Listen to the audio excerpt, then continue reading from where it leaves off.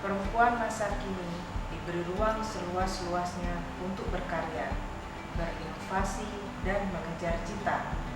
Kita beruntung dan patut bersyukur. Perjuangan Kartini di masa lalu dapat kita nikmati sekarang.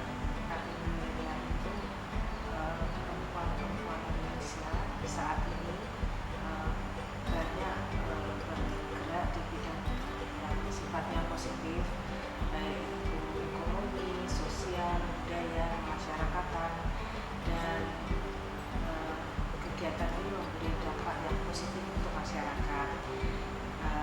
Selain itu, selain dia berkegiatan positif, kegiatan ini dia share melalui sosial media, dia aktif dengan kegiatan digital sehingga bisa memberikan semacam orang lain jadi oh ada orang melakukan kebaikan, jadi orang lain akan mengikuti, menginspirasi orang lain untuk mengikuti kegiatan positif yang dia lakukan. Bagaimana tentang Ibu tentang pergelaran Kartini Award 2019 ini?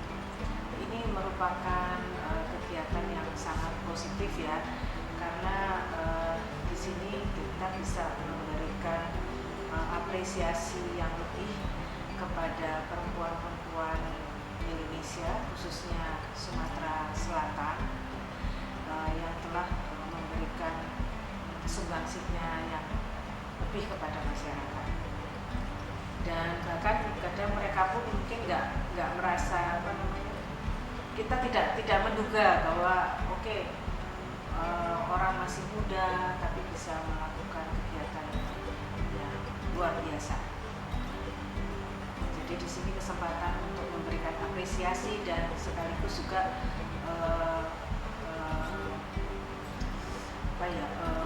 apresiasi dan kayak pengumuman gitu loh, kayak semacam ini loh ada orang baik seperti ini gitu, dengan kinerja seperti ini. Kita ini kan dalam satu hari diberi waktu yang sama oleh Tuhan, sama 24 jam satu hari. Dan di sini saya sebagai pimpinan Pertamina Pemasaran untuk wilayah Sumatera bagian Selatan, saya juga seorang istri, saya juga seorang ibu, saya sendiri juga wanita. Jadi di sini kepandaian saya di dalam menentukan skala prioritas.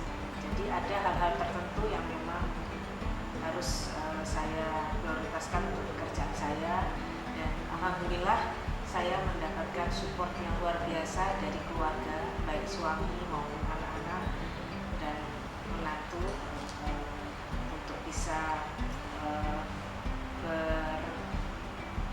berkarya lebih bagus lagi di Pertamina dan khususnya di masyarakat Sumatera bagian Selatan. Memberikan manfaat ya kepada orang lain, kegiatan positif, dan kegiatan itu bisa membuat orang lain ikut. Gimana caranya? Itu dia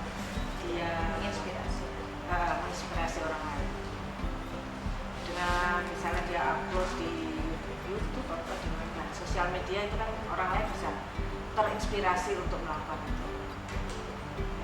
Kayak contohnya misalnya ada orang yang bikin warung gratis tiap hari Jumat.